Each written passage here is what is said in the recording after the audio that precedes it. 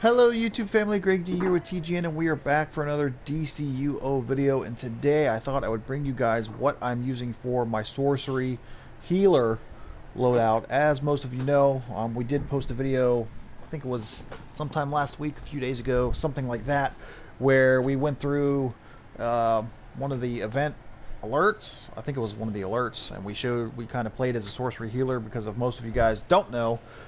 Healing is my favorite alternate role in DCUO. Love playing healer, but I thought I would show you guys what I used and how I would go about specking things through my opinion, through my experience, and everything like that. So before we get started, if you guys could hit that subscribe button, hit that thumbs up button, it greatly helps out the channel. It will be greatly appreciated. Thank you so much. So without further ado, let's get into it. So what I would do, whoop, that is the wrong thing there. So the first thing that I would do, now keep in mind I have myself spec'd out as DPS right now, but I'm going to show you how you should do it for healer. So if you want to be a full complete healer, just focus solely on healer, what I probably would do is I would still do focus superpower, because you're not really going to be focusing on weapon attacks at all. Your main goal as a healer is going to be to heal, to keep your team members alive and keep yourself alive, obviously. So you're not going to be really using weapon attacks all that much. Maybe every once in a while kind of throw it in there, but you're not really going to be focusing too much on that kind of stuff. And then I would focus on critical healing chance, critical healing magnitude.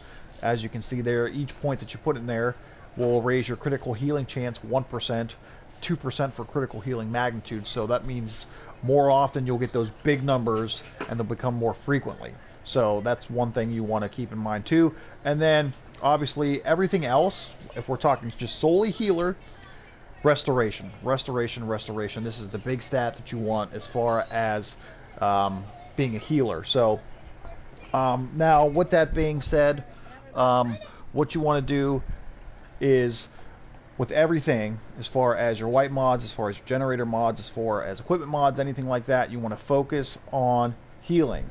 So restoration, health, power, that's going to be your three big stats that you're going to want. So all of this stuff that you have as far as your white mods in here is going to be want to focus around healing, restoration, power, and health.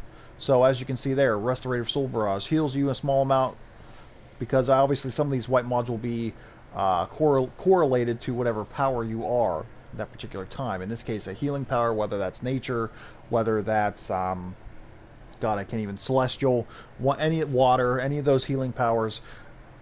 Some will correlate to whatever power that you are. But as you can see here, I am spec'd out mostly for DPSing, of course, because DPSing is the most fun, but healing is, like I said, my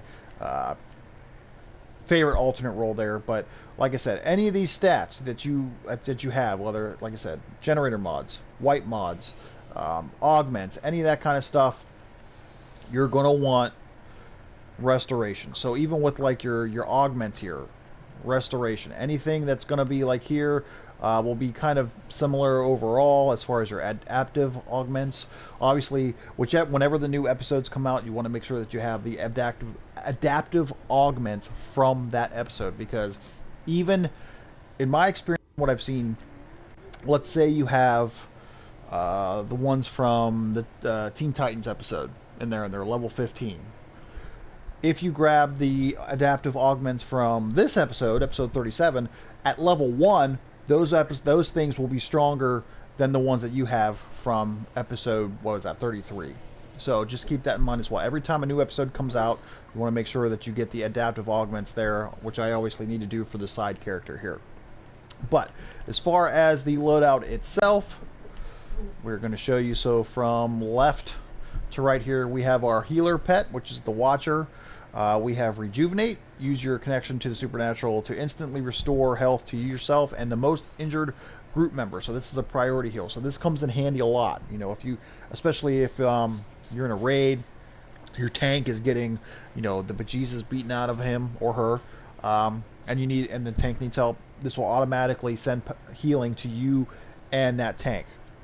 Ritualistic Word. 3 spellbound words will heal up to you and 3 group members while restoring a small amount of power to your watcher. Obviously, you want to make sure that your pet has power so that the pet is able to help you heal.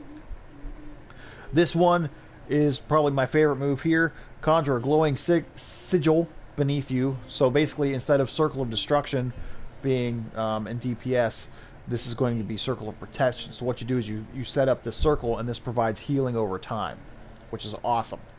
And then I do have one DPS move to help as like what's the word I'm looking here for? I can't think of the word here, but to help alleviate some of the, issues if you have some like slower DPSs, for example. I do have one damage move in there, and then we do keep Grand Summoning in there. This is my favorite supercharge in the game, minus Neo Venom boost, because you can summon basically for about 30 seconds. These are great for boss fights. You can summon a tank pet, a DPS pet, and a healer pet. So depending on which role you are, like if you're a healer, this will help you heal everybody. If you're a DPS, this helps you burn that big boss down. This supercharge is fantastic. I love, love, love this supercharge. So basically, there's no real, there's nothing to it, really. One thing that I do though,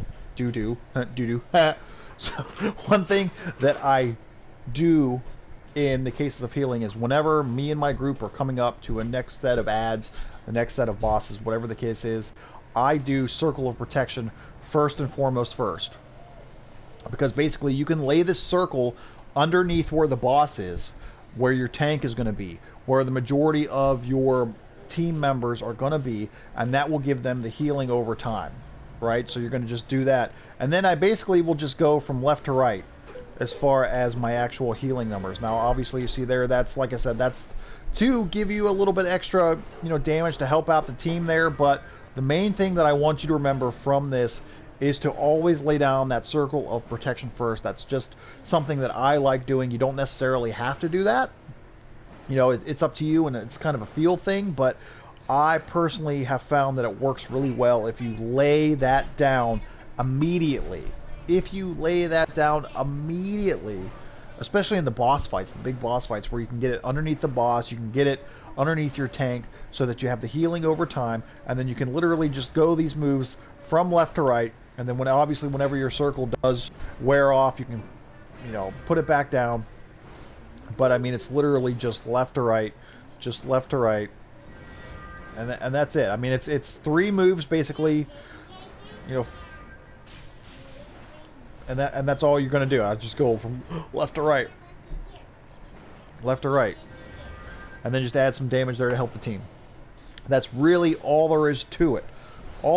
It's not difficult, at all, but it is a lot of fun, because much like DPSing, you can definitely see a lot of numbers go up. Instead of damage numbers, they're healing numbers. And when you have the healing and the damage going, and especially when you have the Grand Summoning going, you have numbers all over the place, and that's really fun to see, isn't it? I mean, isn't that why we play the game? We want to see, things everywhere. We kind of want to see it. It's exciting. It's fun.